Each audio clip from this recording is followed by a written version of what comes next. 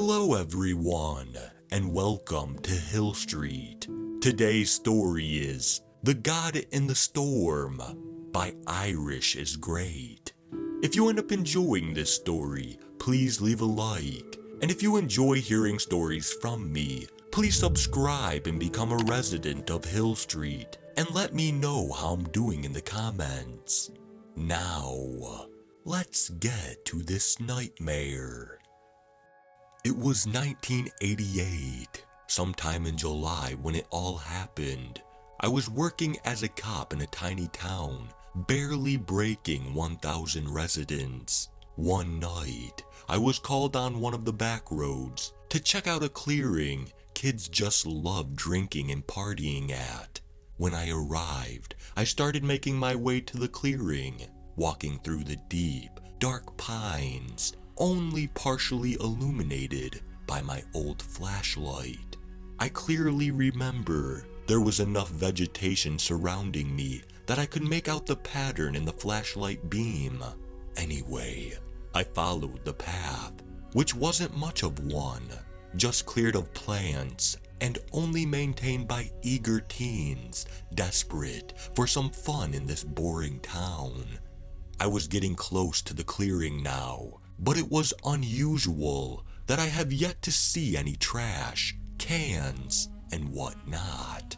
Finally, after what felt like forever, I saw the clear moonlight and heard the sound of talking and music. I started jogging, and soon enough, I came bursting from the trees into the clearing.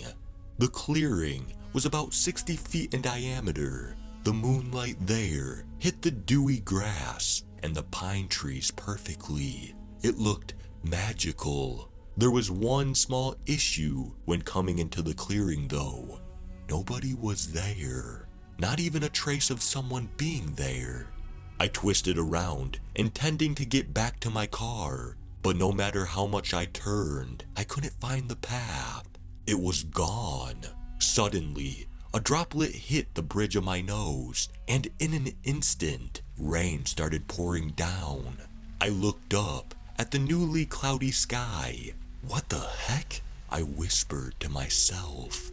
Soon, I heard a roar, sounding like 1,000 whales. I covered my ears, trying to hide from it. I looked toward the tree line and saw a box rising slowly from afar. It was a dark rectangular thing.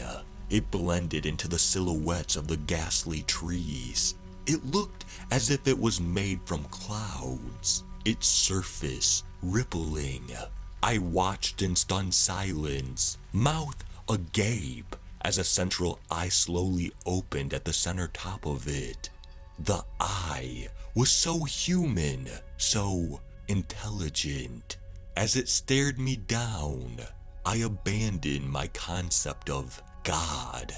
This thing did not come from a god. This thing was a god. The way it looked at me, as if I was just an ant in a child's ant farm. It stared with a reserved interest. I barely noticed as the droplets of rain slowed in the air to a crawl, and the roar lessened to silence. Eventually, I tore my eyes from the god, and I realized that the droplets had stopped. I looked puzzled at them before hesitantly reaching out and touching one.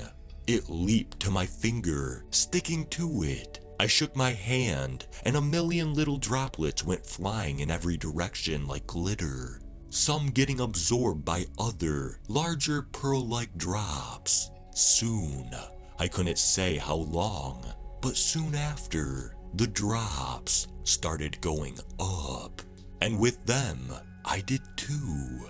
Slowly, I began to rise. I looked down as one of my toes were able to reach the grass. About a second later, my feet couldn't touch the ground. I started rising faster and faster. Soon I was above the trees. The god still gazed at me, staring into my very being. Why me? I thought hopelessly. The roar returned, only for a split second before morphing into 1,000 screams. Soon, it changed to 1,000 voices. It spoke to me. Concepts and ideas my mind wasn't meant to hold. Things humanity should never know. Even when presented with eternity, I could never gather the words to describe what it said to me. The rain and I started falling towards the god. It was taking me closer. I was still pondering on things it told me. I started soaring at breakneck speed over cities, towns, people. Could they see it too? I thought. A vision from the god hit me. People slumped over in the streets. Clocks with hands still. A track coach's stopwatch lying on the ground. The time not moving. I started falling even faster, soaring over jungles, oceans, mountains, and snow. I reached it. I still can't remember how big it was. It may have been smaller than me, but so many conflicting memories rattle my brain. It looked at me inquisitively, still studying me. It stared at me for hours, waiting for one question that could unlock its knowledge for me. I am not sure why it took me so long, but I finally asked the one thing that it was willing to answer now. "What are you?" I thought. It answered. Floods of visions came to me, of war, explosions, and destruction, of a small town somewhere in the Middle East. Death. A family succumbing to the Black Death in a damp, dark barn filled with moist, moldy food.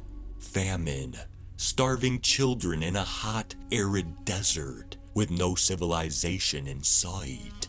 It was always and will always observe. It showed me visions of joy, parents holding their child for the first time in a white sterile hospital, a father watching his daughter take her first steps in a cozy suburban home, a young boy with an A on his school test. It showed me bliss, anger, revenge, love, and many, many others. After what felt like years, it showed me the average Joes, the normal people. It showed me businessmen working in cubicles, their office being mixes of gray as the only colors. It then showed me a businessman floating in front of it, as I did now.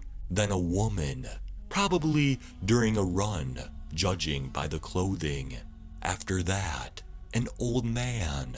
Then they started flashing faster and faster. A knight in full armor, a person in loincloth, red paint staining their fingers, and animal skin on their back.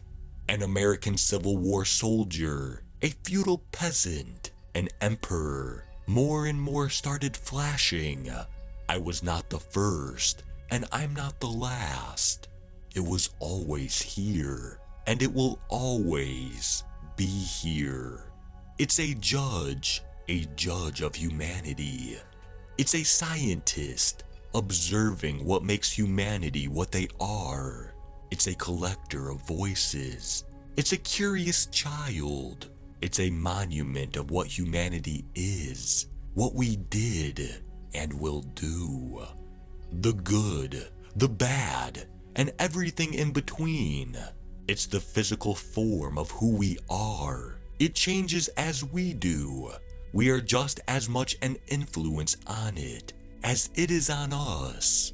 It holds an incomprehensible amount of power.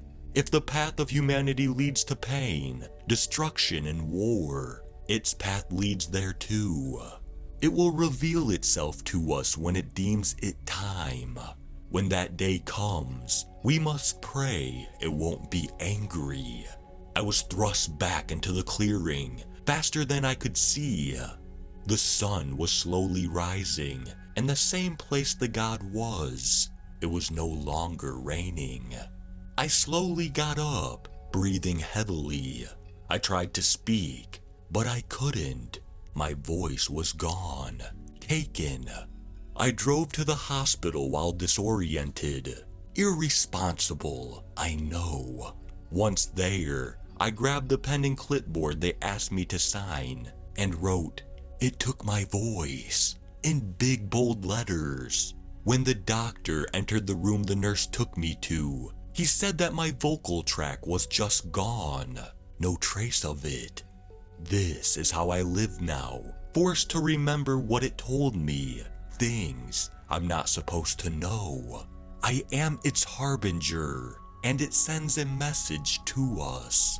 It said that in Rapture, Armageddon, Ragnarok, whatever you call it, it is humanity's action as a single entity that determines our fate.